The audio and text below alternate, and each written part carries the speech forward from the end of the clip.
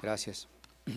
Voy al verso 43 del capítulo 9 de Lucas, que dice: y todos se admiraban de la grandeza de Dios, y maravillándose todos de todas las cosas que hacía, dijo a sus discípulos: haced que os penetren bien en los oídos estas palabras, porque acontecerá que el Hijo del Hombre será entregado en manos de hombres. Mas ellos no entendían estas palabras, pues les estaban veladas para que no las entendiesen, y temían preguntarle sobre esas palabras. Estos dos versos son contrastantes. Primero, recuerde, antes el relato nos está diciendo acerca del momento en que Jesús aparece glorioso y el Padre da testimonio de él como el Hijo en quien tiene contentamiento, como el Moisés verdadero. Cuando baja de la montaña, también las personas se admiran de la autoridad que tiene Jesús para expulsar a los demonios, porque acababa de echar fuera al demonio del jovencito, aquel demonio que lo lanzaba al agua o al fuego. Eso es contrastante con lo que viene después. Parte de ello ya comentamos, porque los discípulos querían ser grandes y Jesús les muestra que nosotros tenemos que ser como niños. ¿Quién debe ser el modelo del cristiano? ¿Cuáles son los modelos del mundo? Los boxeadores famosos, los futbolistas, los cantores, algún artista, hasta de telenovela, ¿no? Hasta los narcotraficantes son modelo de la gente. Los líderes, los exitosos, los empresarios, ¿no hay hasta algunas revistas dedicadas a eso? Expansión, Fortune, la lista de los más ricos. Y Jesús dice: el modelo de ustedes debe ser un niño. Y luego a Jesús no lo reciben en una aldea samaritana. A él, el gran maestro, el profeta, y podríamos decir nosotros que sabemos quién es él, el Hijo de Dios, el Creador, es rechazado en una aldea samaritana. ¿Puede ver el contraste? Mientras el Padre le glorifica en el monte Tabor, en esta aldeucha no lo reciben. Mientras él tiene autoridad sobre los demonios, le dice a sus discípulos: sean como niños. ¿Ven el contraste? Pero la médula del contraste está en estos versos que acabamos de leer, que están entre los dos episodios que les digo. Insiste en el verso 43 que las personas se admiraban por lo que Jesús hacía, de la grandeza de Dios, que obviamente estaba con Jesús, que Jesús reflejaba, y se maravillaban de todas las cosas que Jesús hacía. Y en ese momento Jesús no dice: bueno, pues ya que soy tan famoso, pues eso es útil para que el evangelio pueda llegar a muchos lados. Pareciera a veces que nuestro ministerio depende de cuánta fama podamos alcanzar. Y pensamos que si pudiésemos conseguir algunos programas en la radio, algunos programas de televisión, algunas reuniones masivas, muchos carteles, eso estaría mejor. Jesús no está buscando esa fama. Jesús está buscando otra cosa. Jesús les dice que estas palabras entren bien en sus oídos, es decir, a su cerebro, a su voluntad, a sus decisiones. ¿Cuáles son esas palabras? El Hijo del Hombre será entregado. ¿Eso qué quiere decir? Que siendo el soberano y el todopoderoso, tendrían poder sobre él los seres humanos para traicionarlo, humillarlo, rechazarlo, matarlo. Les digo que a veces hay hermanos que se escandalizan cuando hablamos de la humillación de Jesús y dicen, ¿cómo Jesús? Si Él es maravilloso, Él es el soberano, ¿cómo vas a hablar de la humillación de Jesús? Bueno, entre otros aspectos aquí está uno. Fue entregado en manos de hombres. ¿Entregado para qué? Precisamente para todo lo contrario de ser famoso, de ser líder, de ser rico, de ser empresario, de ser poderoso, de ser gobernante. Todo lo contrario de eso.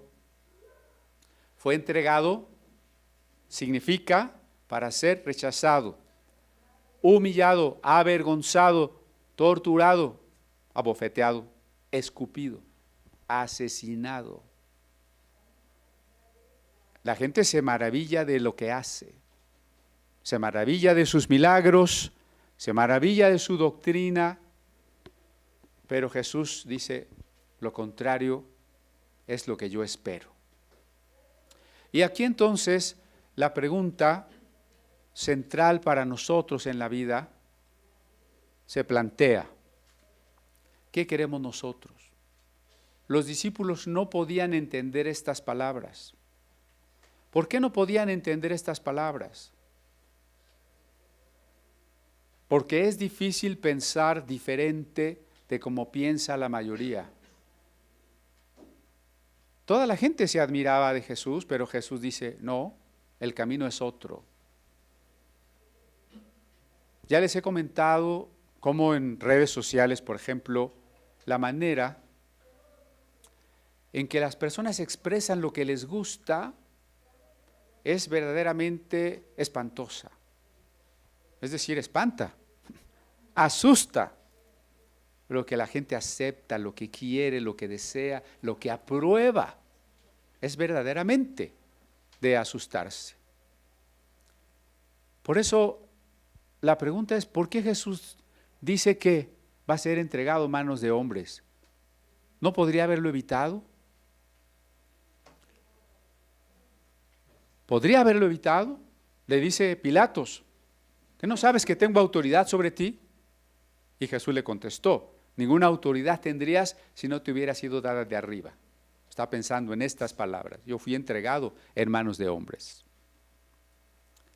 ¿Podría Jesús, como el Hijo de Dios, como el Mesías glorioso que pudo haber sido el Mesías glorioso que los judíos esperaban, podía haber pedido a su Padre una salvación portentosa? ¿No le dijo a Pedro, guarda tu espada? Si yo quisiera, le pediría a mi Padre una legión de ángeles, ni siquiera una legión romana, y unas legiones de miles de integrantes, una legión de ángeles.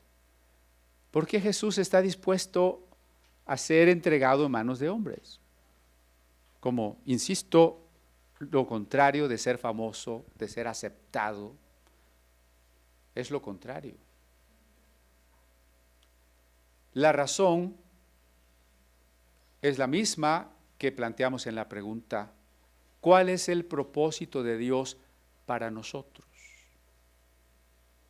Usted se tiene que hacer esa pregunta, que está relacionada con la voluntad de Dios, con la plenitud de su vida, con el sentido de su vida, con la satisfacción que obtendrá en su existencia. Ahí está relacionada la pregunta. Y para ello tenemos que hablar de dos cosas: nuestra naturaleza y nuestra plenitud. Naturaleza y plenitud. Porque hoy hay muchos equívocos. Por ejemplo, las personas que creen que como se han portado o como más o menos han vivido, así son y así tienen que ser. Si usted le dice a una persona, oye, no seas de tal forma, y le va a decir, así soy yo. ¿Han encontrado a alguien empecinado que responde, así soy yo? Eso es falso, eso es un engaño. Porque nosotros no somos, si somos precisos, nos estamos haciendo. El hombre no es. ¿No decía el filósofo Heráclito que nadie se baña 2 veces en el mismo río? Porque el tiempo, nuestra existencia, está transcurriendo como el agua de un río, no está quieta. Entonces, el agua que está hoy no es la que estará mañana. Nadie se baña 2 veces en el mismo río. Entonces, nuestra vida deviene. Nuestra vida se está haciendo. Yo no soy algo. Yo soy un proyecto. Yo soy una flecha lanzada hacia un objetivo. Usted es una flecha lanzada hacia un objetivo. Por eso no podemos confundirnos cuando alguien cree que ya es. Y una opinión muy parecida es que va a ser lo que Dios quiera. Es una especie de resignación falaz. Va a hacer lo que Dios quiera y entonces nos dejamos mover por las circunstancias, como un barquito al garete de los vientos, sin disciplina, sin responsabilidad, sin asumir decisiones. Si una persona está enferma y no se cuida, o está sana y no se cuida, se va a enfermar, va a empeorar y tal vez va a decir, porque Dios quiere. ¿Será? Alguno de estos días alguien ponía una petición en las redes, quiero que oren por mi papá, que pues por el azúcar alta le van a cortar una pierna. Y luego ya dice, gracias a Dios ya salió bien. Eso me hace pensar muchas cosas. ¿Por qué alguien llegó al punto de que le corten una pierna? ¿Porque Dios quiere? ¿Porque era la voluntad de Dios que le cortaran una pierna? ¿O porque no se cuidó? ¿Y entonces qué sentido tiene orar? ¿O qué vamos a orar? ¿Que ya no le corten la otra? ¿O que se vuelva disciplinado? ¿O que ya quede totalmente sano? Yo ni siquiera sé que vamos a orar. ¿Que ya salió bien? Pues salió bien ¿de qué? Lo más probable es que siga siendo como ha estado siendo antes, ¿no? Entonces, pensar que así soy o que todo pasa porque Dios quiere, es ignorar, es pasar por alto que yo me estoy haciendo, que me estoy realizando, que estoy lanzado hacia una meta a la que tengo que llegar. Ese es un error en un extremo. Pero en el otro extremo tenemos a las personas que dicen que no tenemos identidad. Ahora está de moda la palabrita identidad. Y si se fija, yo traté de evitarla y escogí mejor naturaleza y plenitud. En este otro extremo del engaño de lo que se llama identidad, pareciera que la identidad la podemos inventar a nuestro gusto y desvarío. ¿Por qué? Porque si tú te sientes X, entonces ya eres. Ahora resulta que no importa si eres sexo masculino o femenino, sino que tú creas tu identidad porque tú puedes decidir el género. Y tú puedes decidir ser género de un montón de géneros diversos. Que te sientas mujer siendo hombre no te hace mujer. Que te sientas pájaro no siendo pájaro no te hace pájaro. Alguien hizo una entrevista en una de las universidades de Estados Unidos porque en países donde supuestamente están más avanzados los derechos humanos, se ha caído en la imposibilidad de decir algo que contradiga al interlocutor porque parece entonces que ya lo estás discriminando, que no lo respetas, que estás violando sus derechos humanos. Y entonces si el otro te dice que se siente lagartija, tú tienes que aceptar que es una lagartija. Y le preguntaban a los estudiantes, oye, y fíjate que yo me siento chino. Ah, pues entonces eres chino. Oye, pero es que yo me siento negro. No, pues entonces eres negro. Y les hacía algunas afirmaciones absurdas y la gente consentía y decía, si así te sientes, eso eres. ¿Qué maneras de negar la realidad? Y entonces vienen algunas teorías como la teoría queer, en la que supuestamente tú puedes construir tu identidad como quieras. Ni siquiera perteneces a un género sexual, sino puedes pasar por todos en el momento que quieras. 5 minutos puedes ser bisexual y a los 5 minutos lesbiana y a los 5 minutos vaya a saber qué. Pero además, para crear tu identidad, necesitas atreverte a intervenir tu cuerpo, para estirarte las orejas, para implantarte unos cuernos o para tatuarte o tantas maneras, todo lo que tú quieras hacer, incluso puede llegar a ser arte. Si tú vas y te operas de algo por arte, pues eso es arte.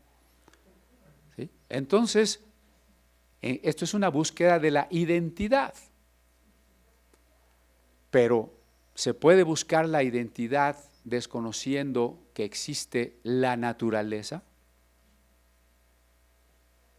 Cuando yo dije que si alguien se siente pájaro y se va creando una identidad de pájaro, y entonces cree que puede volar y se avienta de la azotea, probablemente no lo cuente. Sí, mientras se sienta un bebé, y ahora hay gente que vive así, en una cuna y le cambian los pañales, y tiene 30 años y toma mamila. Y hay mujeres que se sienten gato y maullan y gatean. Sí, pero bueno, mientras no te sientas pájaro o algo así, que te va a probar con riesgo de la vida que estás fuera de la realidad. La Biblia habla de la naturaleza y si me acompaña a la epístola de Judas, podemos ver el caso.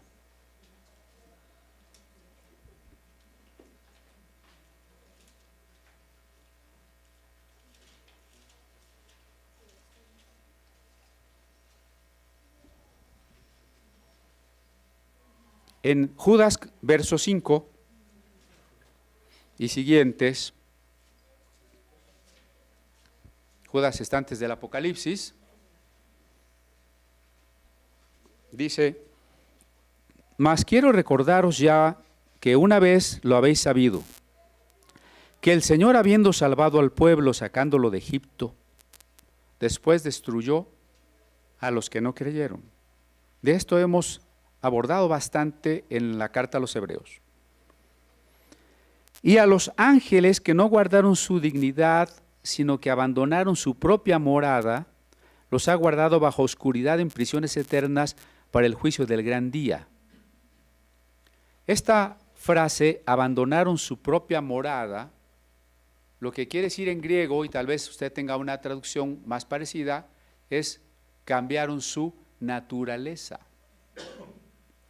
Los ángeles que cambiaron su naturaleza. ¿Y cómo es que cambiaron su naturaleza? Esto nos lleva a un relato literal o simbólico, ahora es lo de menos, de Génesis capítulo 6, que dice, viendo los hijos de Dios, que las hijas de los hombres eran hermosas, tomaron esposas, escogiendo entre todas, y les engendraron hijos. Texto complicado, pero interesante que Judas lo retome. Y lo retome sobre todo a partir de la obra literaria que se llama el libro de Enoc, del siglo IV y III antes de Cristo. Los ángeles, de acuerdo incluso con el Evangelio de Lucas, serían espíritus, serían inteligencias puras, diría Tomás de Aquino, asexuados. Sin embargo, decidieron tener sexo. Decidieron poseer sexo. Y entonces vieron a las mujeres y dijeron, nosotros queremos cualidades corporales como los seres humanos que Dios creó. Sí, estamos muy contentos aquí siendo ángeles, pero sin un cuerpo hay ciertas cosas que no podemos sufrir y que no podemos disfrutar, y nosotros queremos disfrutar. Y decidieron tener relaciones con mujeres sin necesidad, verdadera necesidad instintiva biológica. ¿Qué le llamo a eso? Un hombre y una mujer se atraen ante todo porque estamos diseñados, no solo los hombres y las mujeres, los animales también, para atraernos químicamente, hormonalmente y reproducir la especie. Entonces, hay una primera razón del por qué el deseo sexual. Es una razón absolutamente natural. Pero es posible manejar un deseo antinatural. Los ángeles están aceptando, están optando por un deseo que no pertenece a su naturaleza. Y deciden tomar atribuciones corporales, lo cual puede verse en otros textos. Por ejemplo, en Génesis 18, unos ángeles vienen a visitar a Abraham. Abraham les lava los pies. Ellos comen con Abraham. El texto es muy claro. Son ángeles. Sin embargo, en ese momento pueden tomar ciertas atribuciones físicas. Abraham no intenta lavarle los pies y al hacerlo no toca nada. Son etéreos, no. Efectivamente les lava los pies. Algunos sin saberlo hospedaron ángeles.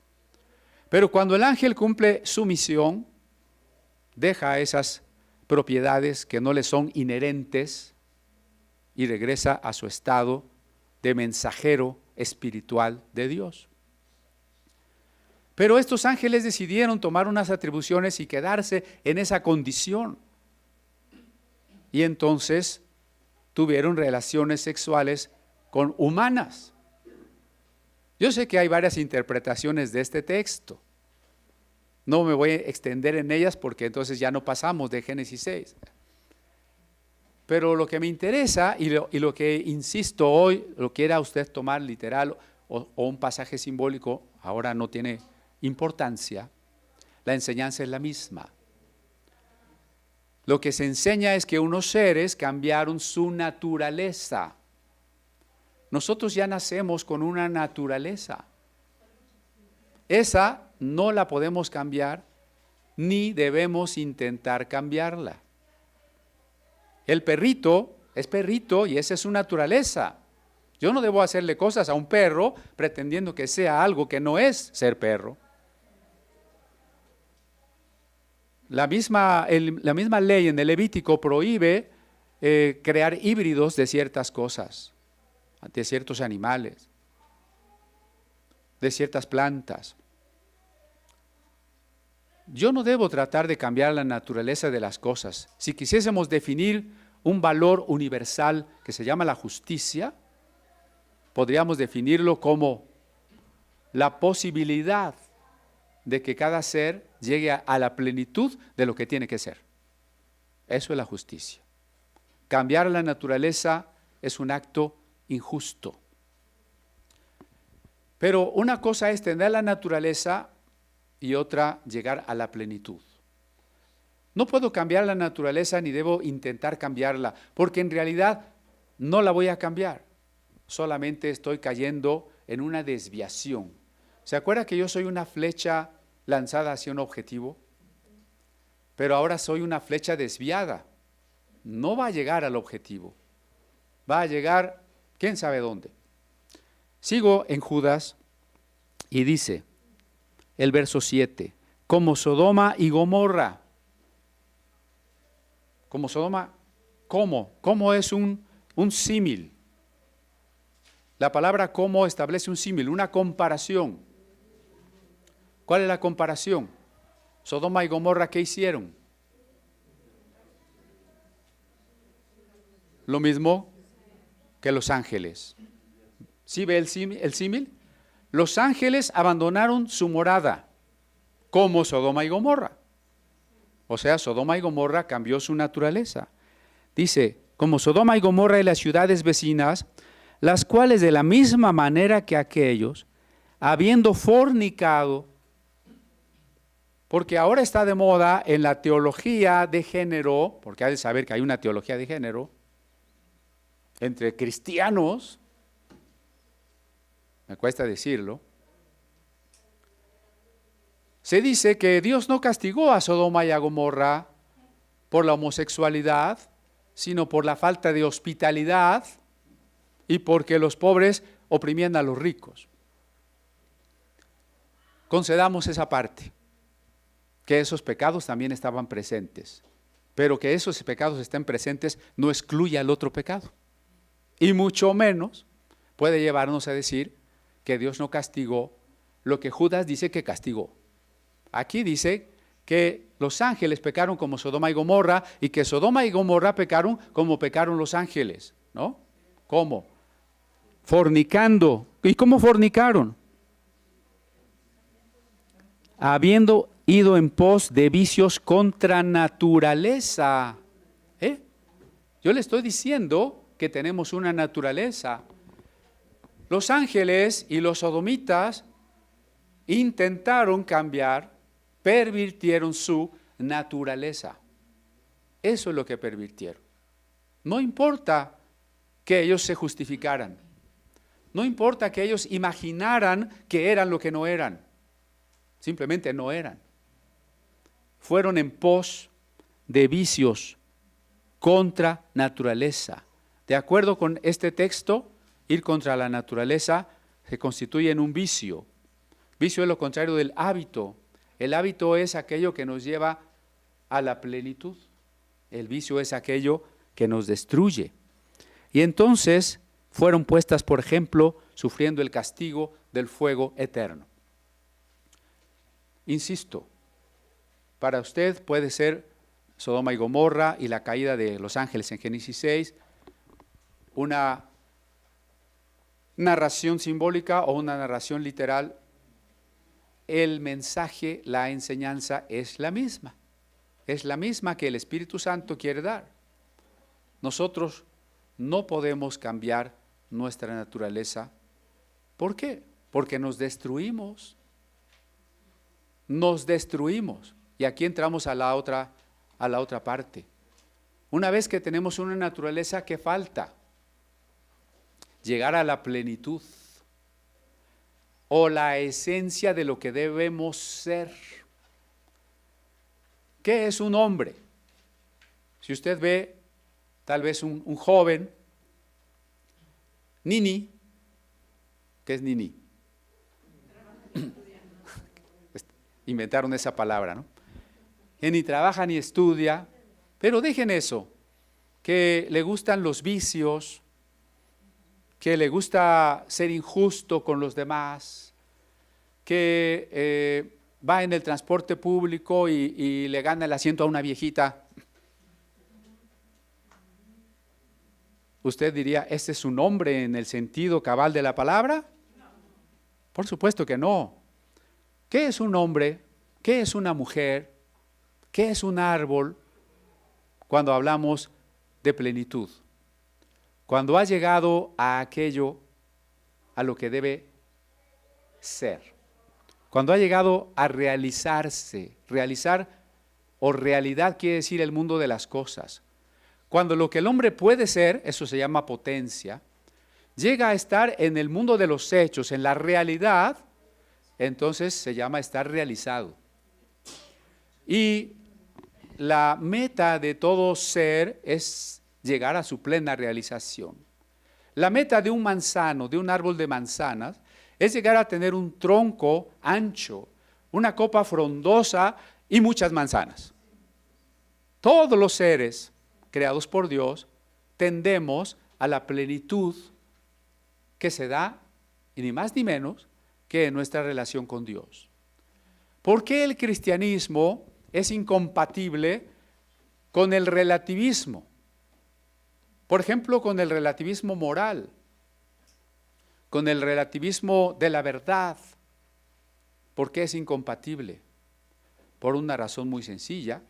La Biblia establece que hay una meta, y esa meta es ser como Cristo. Desde el relativismo yo puedo decir entonces que es bueno lo que yo quiera y malo lo que yo quiera, y entonces, ¿quién establece la meta? O no hay meta, o la establezco yo en lo que yo quiero. O se establece a lo mejor hasta por democracia, pero la democracia no define la verdad. ¿Cuántos votan porque la luna es de queso? Pues todos. Entonces ya es de queso.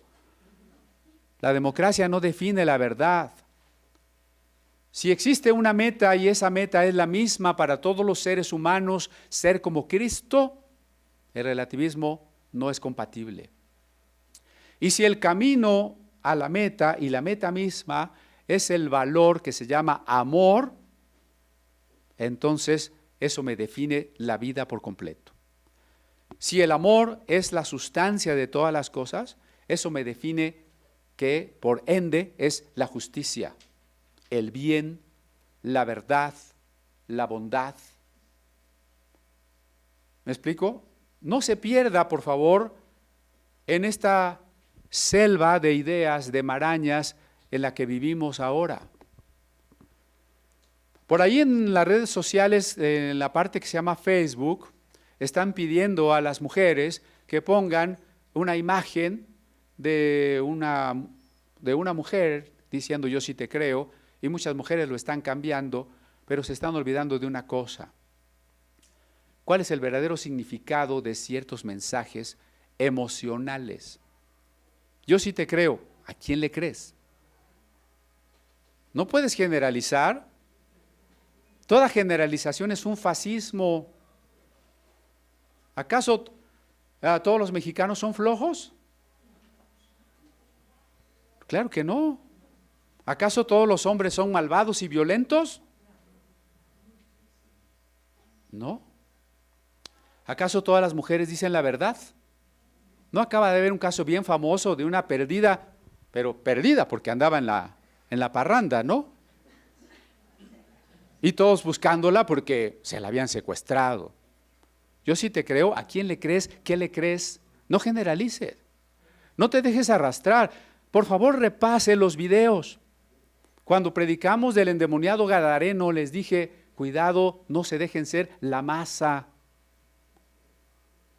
Porque la masa es arrastrada y la masa no se da cuenta. Y entonces les expliqué cómo la separación de Inglaterra de la comunidad europea se había gestado desde las redes sociales con millones de dólares para financiar eso y convencer a la población de una decisión tan torpe como romper la unidad europea. ¿Por qué tenemos en España el problema de los catalanes? ¿Quién está moviendo a los catalanes para que de manera coordinada salgan a la calle y hagan destrozos y protestas? Las redes sociales. Les dije, ¿por qué ganó Trump la presidencia? Por las redes sociales. Se está invirtiendo muchísimo dinero en ello, en lo que a ciertos poderes les conviene que la gente crea, que la gente haga.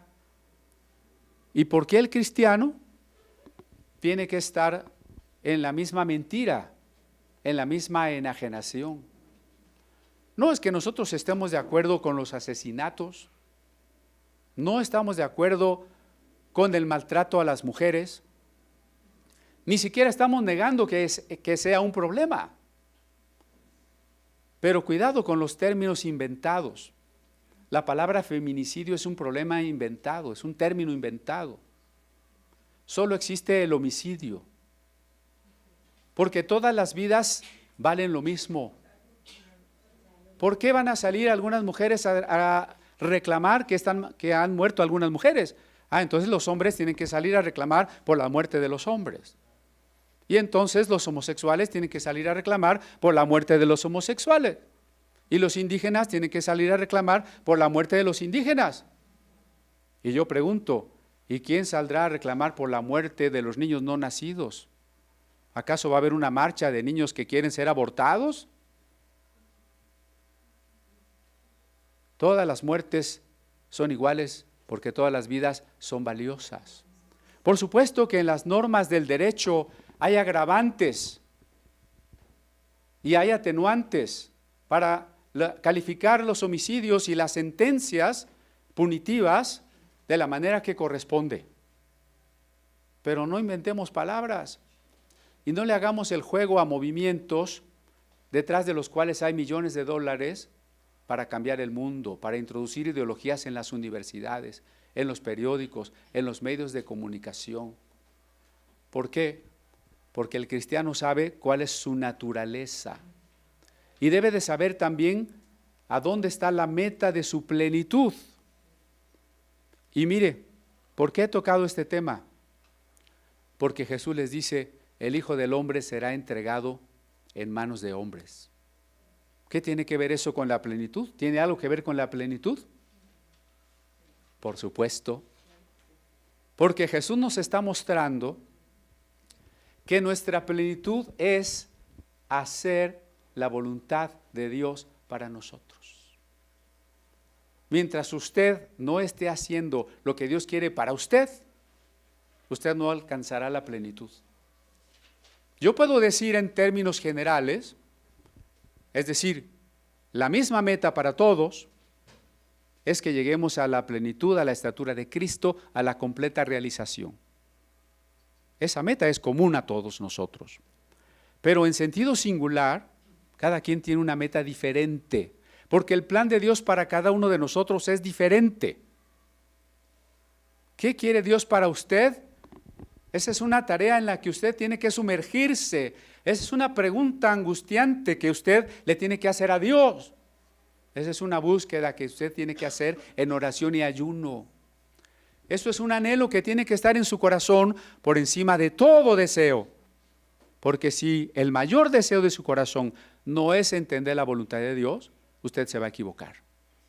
Cuando cualquier otro deseo, aunque sea de algo bueno, sea mayor que su deseo de hacer la voluntad de Dios, usted se va a equivocar. Y en esa equivocación, usted dirá que está haciendo lo que Dios le dijo que hiciera, y no es cierto. Y la iglesia está llena de eso, de gente que está diciendo que hace lo que hace porque Dios le dijo. Y hasta presume que su ministerio y sus acciones están en el corazón de Dios, como si Dios tuviera una parte de afuera y otra más adentro, como un aguacate. La plenitud de todo ser humano en sentido singular, personal, único, está en esa voluntad de Dios que Él quiere solo para usted. Cuando Dios le dijo a Abraham, sacrifícame a tu hijo, se lo dijo solo a Abraham. No dice Dios a todos, a ver, sí, todos van a tener que matar un hijo. No, pues yo no tengo, pues empiézale por tenerlo porque me lo tienes que sacrificar. No. Hay una voluntad de Dios para cada uno de nosotros y esa es la que tenemos que encontrar.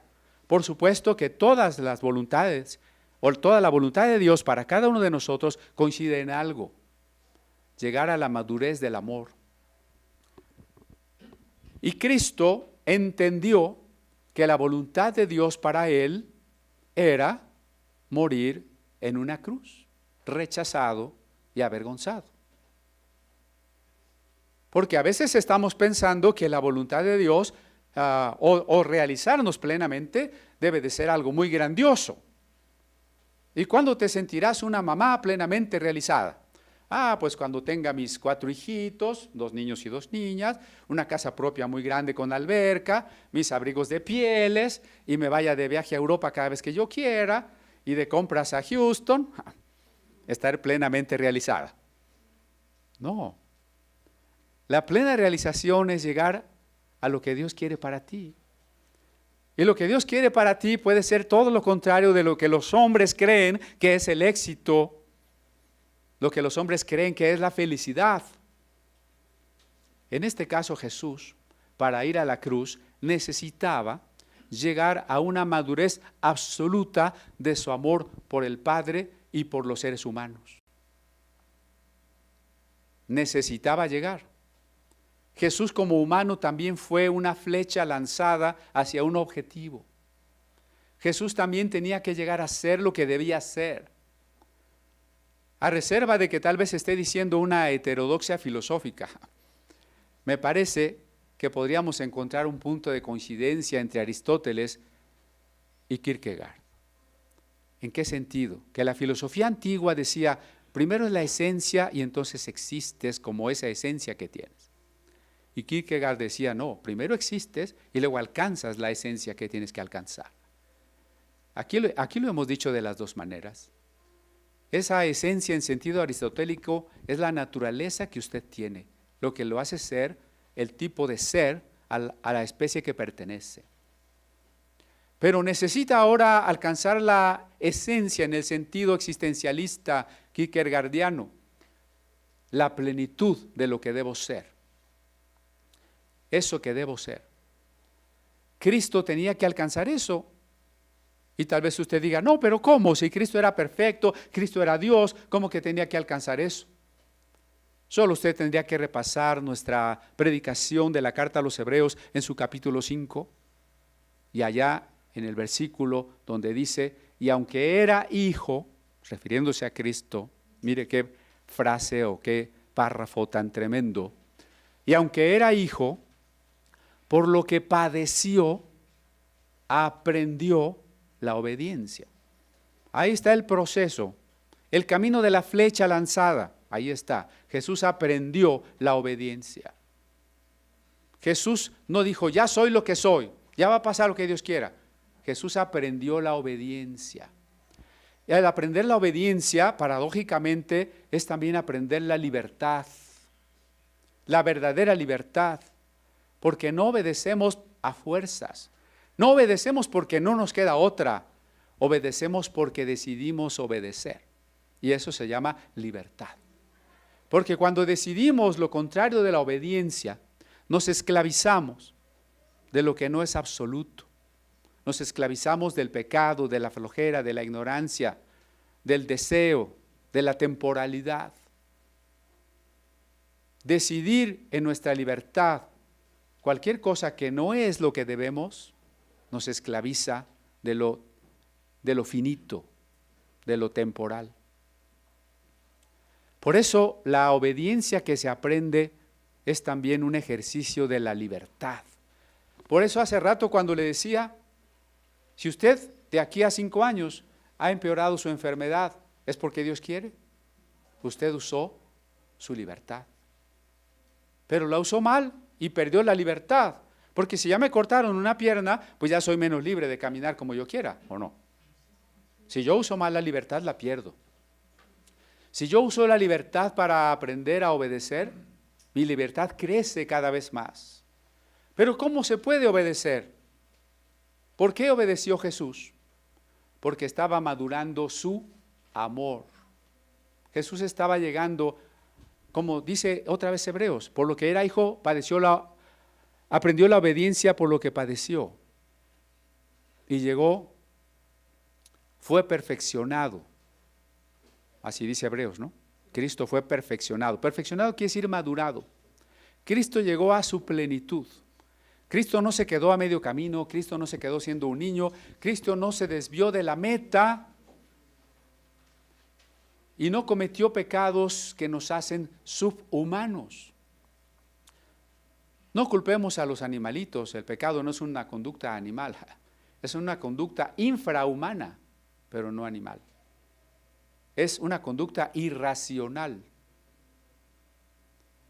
debiendo nosotros ser racionales. Jesús creció en el amor y por eso pudo obedecer al Padre. Usted no puede obedecer si no ama. Ni siquiera la obediencia que no contenga amor es válida, no sirve para nada. Dios no aceptaría una obediencia que no nace del amor. La obediencia debe ser la obediencia amorosa.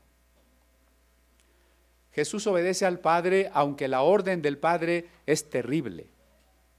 Déjate asesinar, déjate torturar, déjate escarnecer. ¿Por qué acepta Jesús eso? Ama a su Padre de tal manera que tiene confianza que si el Padre lo dice, el Padre sabrá por qué. Cuando nosotros queremos juzgar al Padre, comemos del fruto del árbol del bien y del mal, porque establecemos desde nuestro propio juicio lo que debe ser bueno y malo. Ese es el gran problema también de este relativismo. Yo me he erigido en el juez de lo bueno y de lo malo, árbol del bien y del mal. Tu ciencia lo puedes presumir como una ciencia, porque así se llama en la Biblia, el árbol de la ciencia. Ah, maravillosa ciencia. Mira, yo ya me leí la ética, no digo nombres, ¿verdad? Fulano, sutano y perengano, entonces ellos dicen que lo que yo quiera está bien. Claro, te gustó el fruto del árbol. Jesús como humano puede no entender el plan de Dios o entender el plan de Dios, eso es independiente. Jesús decide una cosa, amo al Padre, y si el Padre me pide lo más difícil, lo voy a hacer. Y lo voy a hacer porque amo a estos seres humanos. Y eso sí es realmente de alabar y de reconocer a Cristo. Yo les confieso que tiendo más a ser misántropo, es decir, a no amar a los seres humanos, porque la mayoría no son amables. Amable quiere decir digno de ser amado. ¿A usted le parece que ciertas personas que son terribles son dignas de ser amadas? ¿O uno tiene ganas de amarlas? Pero Jesús quiso amar a los hombres a tal punto de poner su vida. Y en el momento en que Jesús estaba aparentemente siendo vencido, en el momento de aparentemente su mayor fracaso, puesto que no pudo llegar a ser famoso, grandioso, millonario, sino estando clavado allí y desnudado. Y nosotros podemos decir, esa era su plena realización. Esa era su plena realización. ¿Cómo puede ser plena realización ese fracaso?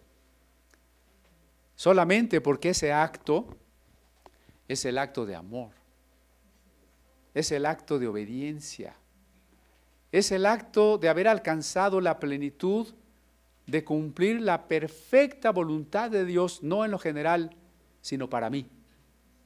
La perfecta voluntad de Dios para mí. Esa es la plena realización.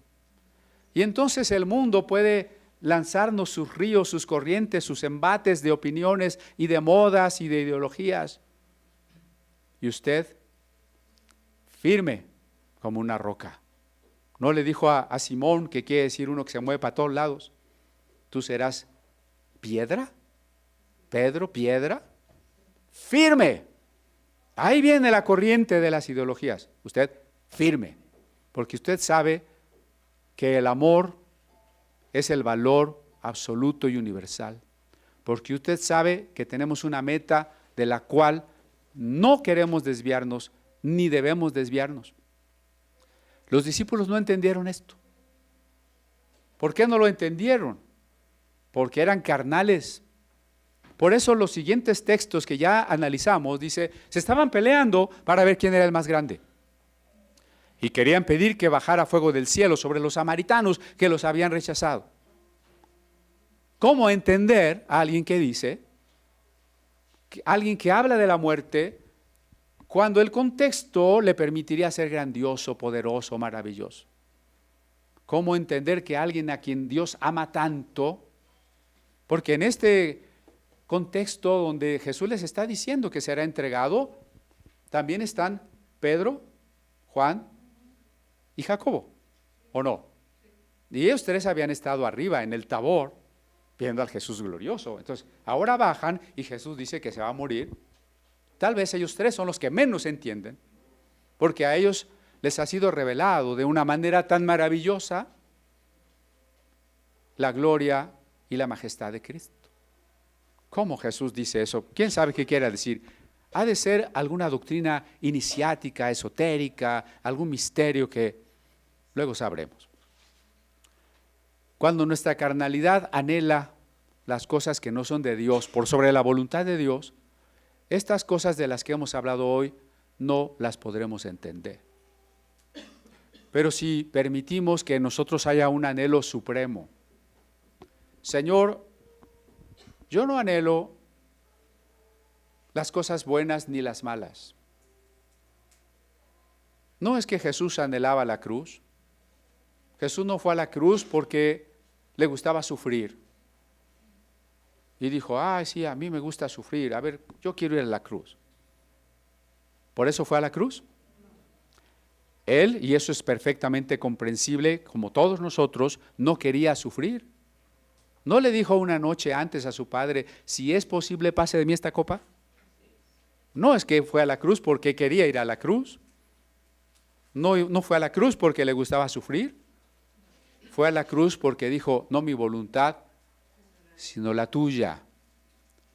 Así, usted no diga, bueno, yo voy a luchar, o yo lo que deseo es ser famoso, o lo que deseo es ser ignorado, lo que deseo es ser rico, no, lo que deseo es ser muy pobre, andar mendigando por las calles.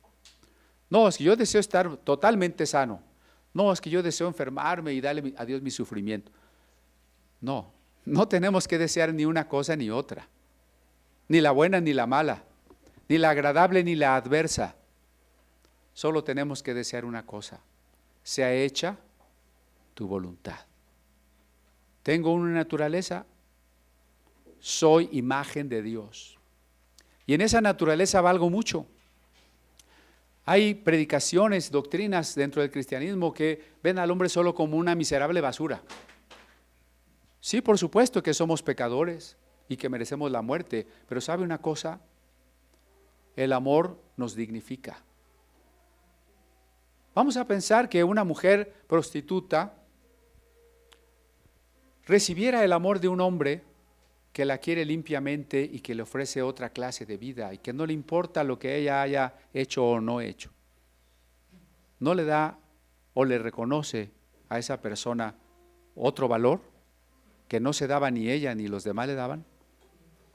Si Dios nos hizo a su imagen y nos ama a tal punto de haber muerto por nosotros, nosotros tenemos un valor importantísimo. Cuando hablamos entonces de cuál es nuestra naturaleza, tenemos que hablar en primer término de soy un ser a imagen de Dios. Soy un ser que vale la imagen de Cristo. Pero también a nuestra naturaleza le es propio ser un ser racional y un ser con decisión. Y la verdadera razón y la voluntad libre solo pueden existir en el amor. Y más allá de esa naturaleza está específicamente a la naturaleza que usted tenga, femenina o masculina. Y todos tenemos la misma meta general: llegar a la estatura de Cristo. Y una meta individual, que es encontrar la voluntad de Dios para mí y nada más que para mí, y cumplirla. Y cuando la haya cumplido, sea esta agradable o dolorosa, habré llegado a la plena realización. Mientras el mundo, la masa, los demonios, que se desorienten en la oscuridad de su irracionalidad y de su vida. Pero Jesús dice, yo soy la luz del mundo, y el que me sigue no andará en tinieblas,